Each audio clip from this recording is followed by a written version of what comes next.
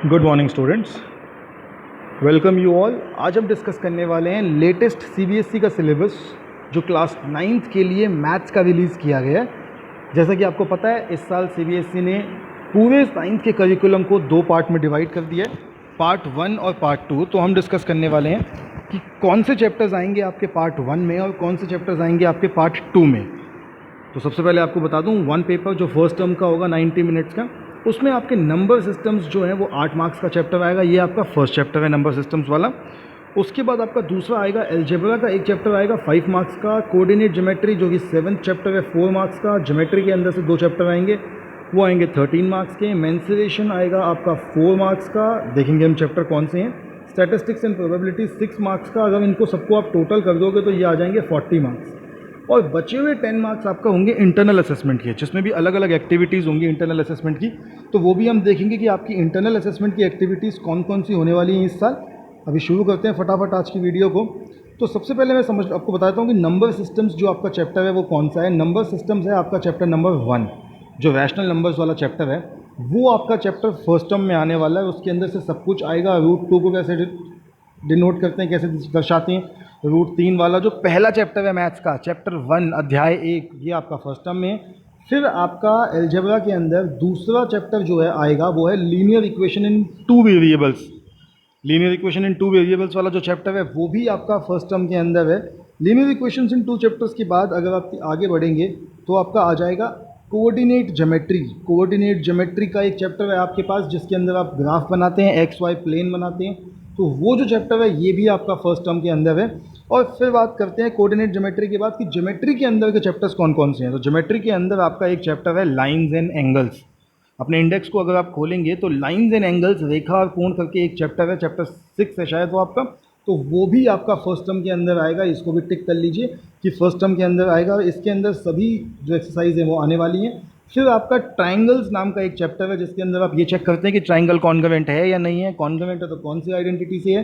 तो वो जो चैप्टर है ट्राइंगल्स, वो भी आएगा। फिर ट्राइंगल्स के बाद बहुत सारी चीज़ें ट्राइंगल्स के अंदर है। ट्राइंगल्स के बाद एक चैप्टर है आपका हीरोन्स फार्मूला पे बेस्ड। हीरोन्स फार्मूला जो चैप्टर है वो भी आपका आएगा। Area of triangle using Heron's formula without proof. तो देखिए, हीरोन्स फार्मूला का प्रूफ नहीं आएगा, सिर्फ हीरोन्स फार्मूला आएगा।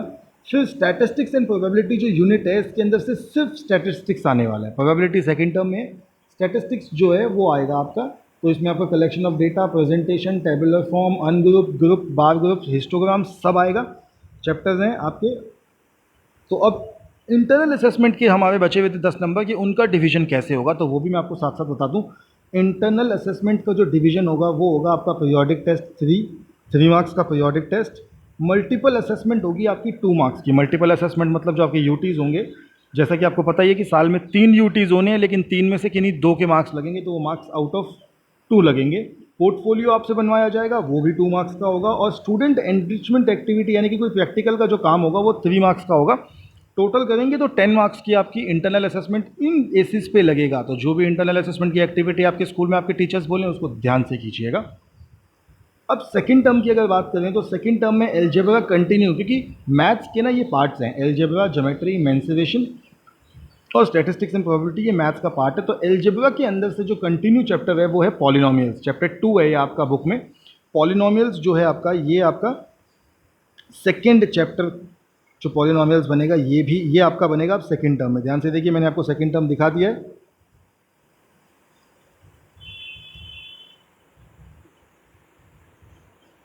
तो ये आपका बनने वाला है सेकंड टर्म का फर्स्ट चैप्टर, जिसका कि नाम आपके सामने है, पॉलिनोमियल्स। पॉलिनोमियल्स के बाद अगर आप आगे बढ़ेंगे तो आपका चैप्टर है क्वाड्रिलेटरल्स। क्वाड्रिलेटरल्स आपकी बुक का जो चैप्टर है वो है चैप्टर नंबर 8। 8वां चैप्टर है क्वाड्रिलेटरल्स, चतुर्भुज। ये भी पूरा आपके चैप्टर्स में आने वाला है। प्रॉपर्टीज़, मिड पॉइंट थ्योरम, सब कुछ इसके अंदर से आने वाला है। इसके बाद आपका अगला आएगा सर्कल्स। सर्कल्स है आपका चैप्टर नंबर 10। तो चैप्टर 10 ये भी आपका पूरा आने वाला है फर्स्ट टर्म के अंदर, सेकंड टर्म के अंदर सॉरी, सर्कल्स वाला चैप्टर। इसके अंदर introduction, related, angle subtended, angle segment, equal chords, cyclic quadrilaterals, सब कुछ आने वाला है। साथ में आने वाला है 11th चैप्टर कंस्ट्रक्शन। तो कंस्ट्रक्शन का जो चैप्टर है मैं आपको बता दूं, कंस्ट्रक्शन का आपका 11th चैप्टर है ये।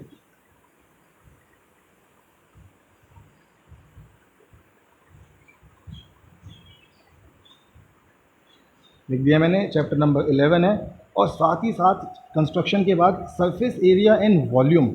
सरफेस एरिया एंड वॉल्यूम जो आपका चैप्टर है, ये है आपका चैप्टर नंबर 13। मैं सारे चैप्टर अभी लिख देता हूँ ताकि आपको कन्फ्यूजन बिल्कुल ना हो। सरफेस एरिया एंड वॉल्यूम के अंदर से चैप्टर 13 आपको आएगा। स्टैटिस्टिक्स एंड प्रोबेबिलिटी के अंदर से हमारा स्टैटिस्टिक्स जो है वो फर्स्ट टर्म में आ गया था। सेकेंड टर्म में आएगा आपका चैप्टर 15, जो ये है चैप्टर 15 प्रोबेबिलिटी। और बिल्कुल सेम जैसे फर्स्ट टर्म में 10 मार्क्स लगे थे आपके, ऐसे ही सेम 10 मार्क्स आपके सेकेंड टर्म में लगेंगे इंटरनल असेसमेंट के, और टोटल इंटरनल असेसमेंट हो जाएगा आपका 20 मार्क्स का। तो क्विकली एक बार चैप्टर नंबर देख लेते हैं ताकि आपकी जो कन्फ्यूजन है वो एकदम से दूर हो जाए। तो नंबर सिस्टम की जब हम बात करते हैं, नंबर सिस्टम मैंने आपको बताया था कि सबसे पहला जो चैप्टर है आपका नंबर सिस्टम के अंदर वही बनेगा आपका। तो नंबर सिस्टम में हो गया आपका चैप्टर नंबर 1। अलजेब्रा में लीनियर इक्वेशंस इन 2 वेरिएबल्स की बात करते हो तो ये है आपका चैप्टर नंबर 4। फिर आप आते हैं कोऑर्डिनेट ज्योमेट्री पे। कोऑर्डिनेट ज्योमेट्री है आपका chapter number 2। Chapter number 3 coordinate geometry.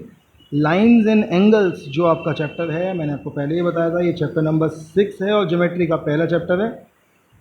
इसके अलावा लाइंस एंड एंगल्स तो ये बढ़ी हुआ है। ट्राइंगल्स की तरह अगर मूव ऑन करेंगे तो ट्राइंगल्स आपका चैप्टर नंबर 7 बनता है।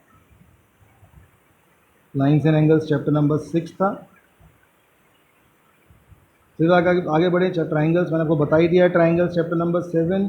ट्राइंगल्स के बाद हीरोन्स फार्मूला जो चैप्टर है, हीरोन्स फार्मूला है आपका चैप्टर नंबर 12। और स्टैटिस्टिक्स एंड प्रोबेबिलिटी में स्टैटिस्टिक्स आपको बता दूं, स्टैटिस्टिक्स जो चैप्टर है वो है चैप्टर नंबर 14। तो ये आपके फर्स्ट टर्म का सिलेबस हो गया। सेकेंड टर्म में अगर आप देखोगे तो पॉलिनोमियल्स है। पॉलिनोमियल्स आपका चैप्टर नंबर बनता है 2।